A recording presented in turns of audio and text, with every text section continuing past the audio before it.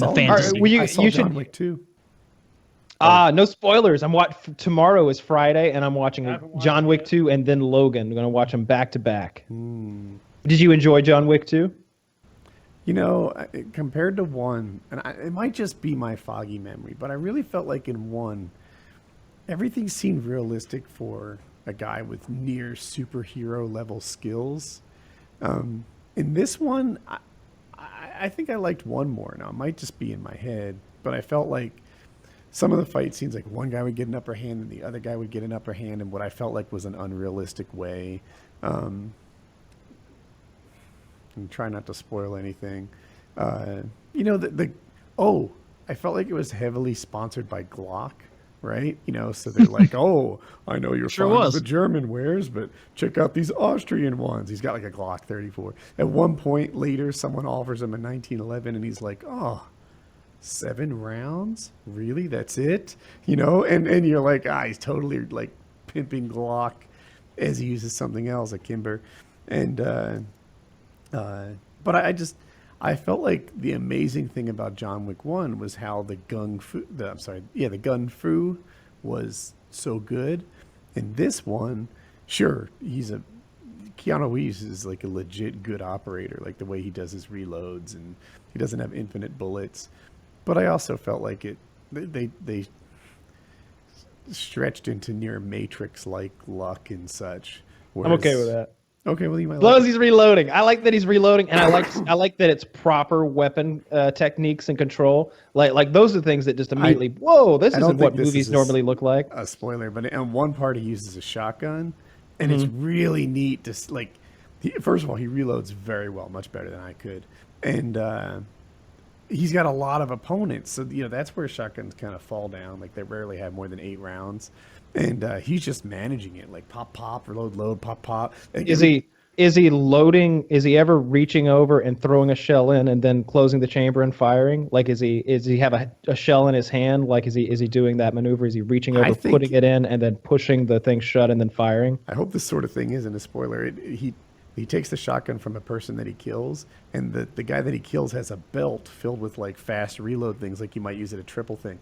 So he'll like grab down, have like 4 shells in his hand, and manage to like put them in.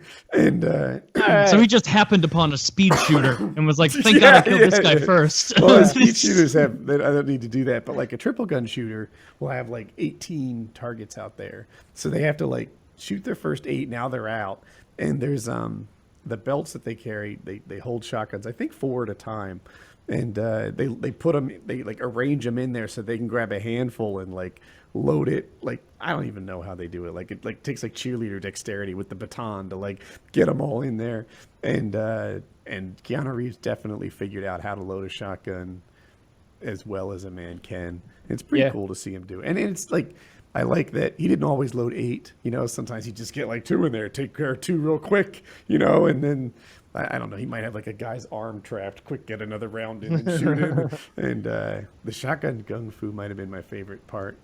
You tell me. Well, I'm looking forward to seeing that for sure. I love the first one. I like Keanu Reeves, and I want to see this, and I want to see Logan too. I think that I want to see them equally as much, both of them. It's the last X-Men movie for both Patrick Stewart and Wolverine himself, Hugh Jackman. What role did Keanu not get? You were telling me you saw in an interview where he was like, "Yeah, my career kind of got down," and he wanted. Well, he was talking. It was an interview that he did after he did. The movie was called like 57 Ronin or like 89 Ronin or something, and it was this really heavy CGI heavy movie where he's like the Great White Hope in Japan fighting some sort of mythical dragon and some sort of like woman who's like a kung fu wizard or something, like sorceress. Like she's like, and it was just awful, and it bombed, and it had a big budget. And there was this interview with him, and he was basically being really open and honest about like, hey, I lose most of the roles I want. Like you see me in this movie and that movie, you're asking why?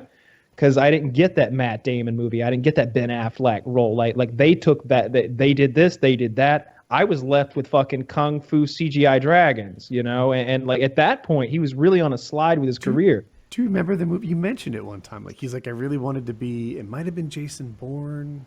Do you remember? Yeah, I'll see if I can find it, but I don't remember the specific one. It might have been Batman. It might have been he wanted to be. He may have wanted to be Batman. Keanu Reeves. I still haven't seen the Batman with Ben Affleck in it. Oh man. Ben Affleck was, in my opinion, the shining star. People didn't like that. It actually got a Razzie, Batman. If you're familiar, you know what a Razzie is?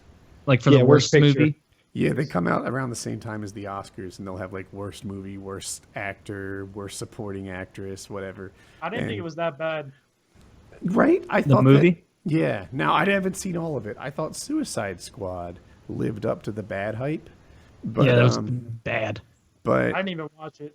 okay. That was but that disappointingly bad. Batman Superman, like I like that movie. Now it's not like a cultural icon like first Star Wars that we'll be talking about 50 years from now, but it was a good movie. I thought I was glad I saw it.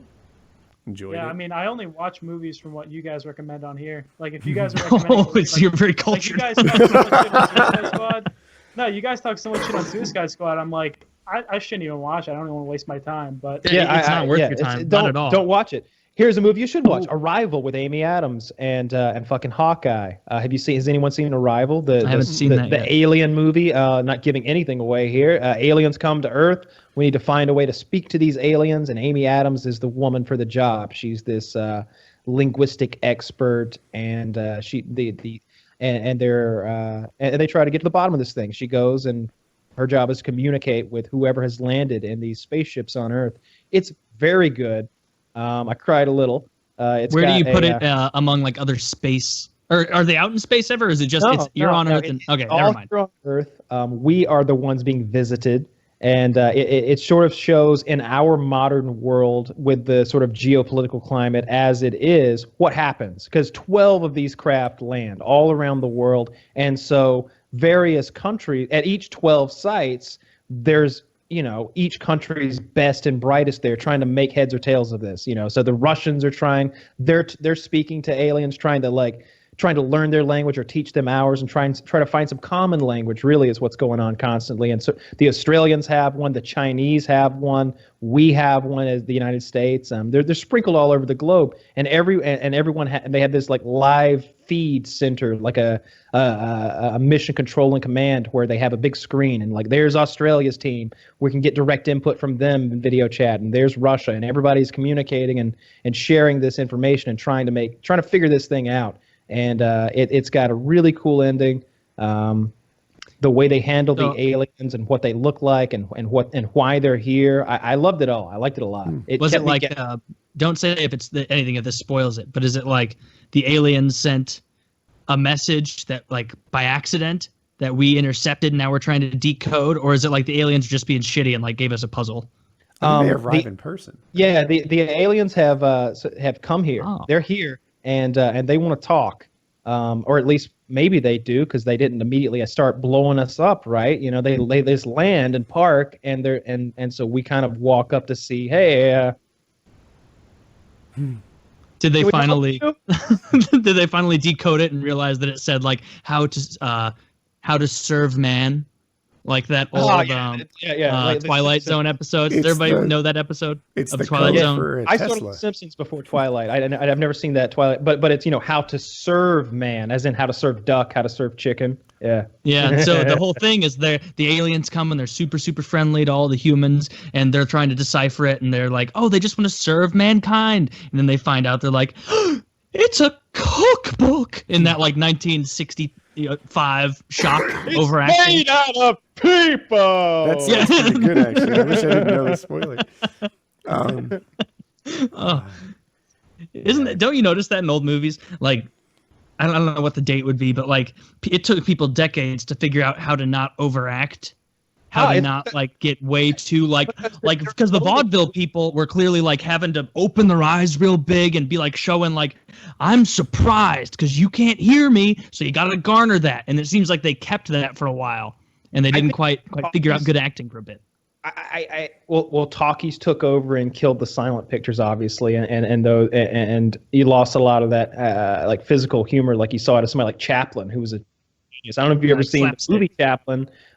It's really good. Robert Downey Jr. plays Chaplin. He does an excellent job at it. But I've heard a lot of different reasons for why they spoke the way they did. So I'm not really sure, but maybe it has something to do with their like theatrical backgrounds and stuff. But yeah, they didn't used to talk like people talk, and that really takes me out of a lot of older films. They still overact. Like I still feel like actors are more emotive than regular Watch people. Sideways. Who's someone you think overacts? Oh, sorry, Kyle, didn't mean to cut in on your everybody. Sideways. You could watch Interstellar or something, and the people there, they're just tearing up a little more often. They're more distraught. They're like acting is overacting more so than I think. Interstellar was sad, man. That was some heavy shit they were dealing with. I was crying with Matthew McConaughey. Me and him, we were both fucking bleeding on the inside. That was so sad when he gets back to the goddamn little spoiler for Interstellar. He gets back to his goddamn ship, and time has been passing so rapidly that his few hours on this planet broken down was his children's entire fucking life. Their whole childhood went by, and he missed it. And he gets to watch in video voice message format back to back like it's a Netflix binge session. He gets to watch them slowly lose faith as him, not only as a father but as a man. They start believing that he's failed not only them but the human race. He went off on this bullshit thing, and they lost what years they had with their father for his pipe dream. They think he's dead, and he has to watch this all in sequentially back to back after just getting back from the planet, and he's just in a very Rick from Walking Dead kind of way. This man is disintegrating from the inside out. And I'm just crying along with him like, God, that is the worst thing ever. You're there to like give your life for them. And in doing that, they've given their life for you. They resent you. And resent you for it all. Oh, that was so heavy. I like stuff like that. It sounds really sad. That part of the movie, that definitely was sad. I'd forgotten about that till now. But you know what? Like, I don't mind sad stuff like that, where like it really makes you feel like, man, what would I do if I was in this situation? Just helplessly watching as your family slowly begins to resent you because they don't understand that you've just been bamboozled out of years of your life or whatever. I hate lazy be sad shit in movies. And the laziest thing that they do in movies to try and make people sad, like the bullshit no effort button, is killing a dog. I hate that in movies when they kill dogs and it clearly has nothing to do with the dog needing to die. It's just like, all right, well, we need to make sure this is sufficiently emotional, and this is something that nobody's going to be a piece of shit and say that was hacky, because everybody will go, hey, you don't care about dogs. Yeah, throw that in. That's a free Legend a pass for that. I mean, he had no other people. That one is okay because it's just him. Like the dog was all that he had. So killing that dog makes sense. And it's almost sadder, it's almost sadder that it's a dog instead of a person in that situation, because he's so desperate for any attention and affection that he's raised this dog to the level of a person, so he's like so in dire straits for like, I just want someone to fucking care about me or talk to me or make a noise in my direction. So that's why that's sad, because it's like his whole world's been taken from him. But that's why I won't watch Marley and Me, the one with the dog, because it's like, if the first thing someone says about the movie is, oh, that was so sad with the dog, it's like, all right, I'm not gonna watch it. Like, yeah, no, don't watch that shit. No, I don't want your cheap grief. Like, and you're absolutely right. You can stomp on a dog and immediately get emote tears from me. It's gonna happen. But if you really build it up and take things away, if you give people things and then take them away in tragic ways, like, oh man, I really start crying. That Interstellar really made me cry a lot. I haven't watched it since. I've only seen it the once when I saw it in IMAX on like in 70 millimeter or whatever. Like I haven't watched it yet, and I look at it every now and then on TV, and I'm like, because it's free on like Amazon or something, and I'm like, nah, I don't feel like feeling bad today. Let's find something else. Okay. Today's not the day I want to cry. Sometimes I watch Interstellar or Martian just because I have like a good like projector and audio. Yeah. And it's like, I want to take more. I might watch Martian. I've never done it, but I could imagine just the first like 15 minutes, where there's the storm and the things and the flying through the air, and like I turn that stuff up, and everyone else is like, does it have to be this loud? It's like, you have to appreciate it. If you don't feel the thunder in your ass, then you're not getting the full effect of it. I want to feel like I'm on Mars. Yeah, basically. That's we were talking. Check out. Scarce was saying that like you watch movies that we provide to you from our cultured perspective. A great one to watch, I think we've talked about on the show before, is 10 Cloverfield Lane. I think that's from this year. It's got John Goodman in it. I'm a little biased because he's one of my favorite actors. He's fucking awesome. I love John Goodman. But that movie has not. You know how it is with your laptop up, and you got games and you got shit to do, and most of the time you put a movie on, you're not giving it 100% of your attention. Maybe you pull your phone out and shit. This is a movie that I put on with intention to kind of just be doing other shit, like maybe play a game on Steam or something. Within like 5 minutes, I had shut everything down, turned the lights off, and was like totally in on this movie. It's real good. I think you recommended it to me, Kyle. You may have. It's so good, man. It's so good. John Goodman is one of the best actors. He is the most underrated actor alive right now, I think. He is in that top echelon, in my opinion, of my favorite actors. When I see him portray a character, I know that he's gonna put his own little thing into this character. It's gonna have his physicality in it. It's gonna have his presence there. Imposing, yeah.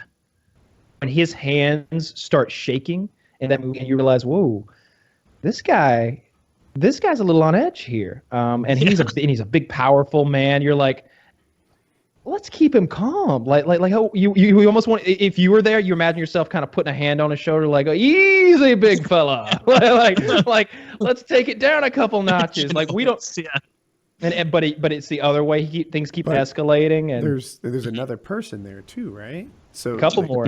Yeah, there's a couple of people. Are there? I remember there being Goodman, another person, and then our actress, right? Yeah. Yeah. Okay. So 3 people.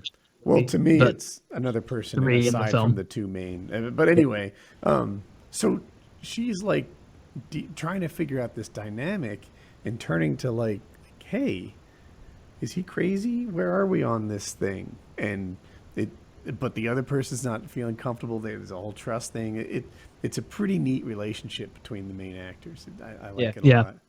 It feels like obviously there's some out of it's a Cloverfield movie, and so it's like gonna have some out of this world stuff.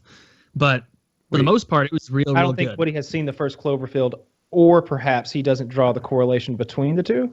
I'd never heard of a Cloverfield movie before. This is my first exposure. So the first one is sort of found footage, handy cam, rough stuff. They're almost completely unrelated, except if you watch closely in the first one, while they're jumping around, you see an alien crash into the ocean, and then that gigantic alien then attacks New York City and destroys it that night. And you kind of see all of this from the point of view of just some like 20-something like Friends characters who were just trying to have an apartment party and are now stumbling through subways, hiding from the little monsters that jump off of the big one.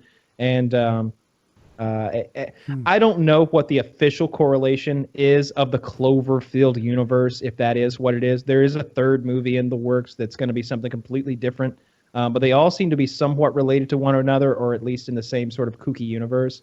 But I think it's vastly better if you hadn't seen that movie. You don't know what's real and what's not when you're. They're not exactly related.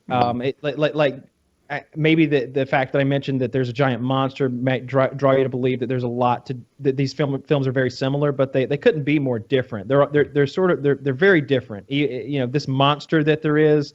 The fact you only know that it came from space if you watched a bunch of YouTube videos about it, like I did, and you see the like frame by frame of this thing like happening in some shaky footage. You're not even supposed to see it. But in any case, 10 Cloverfield Lane, excellent movie. Yeah. Let me do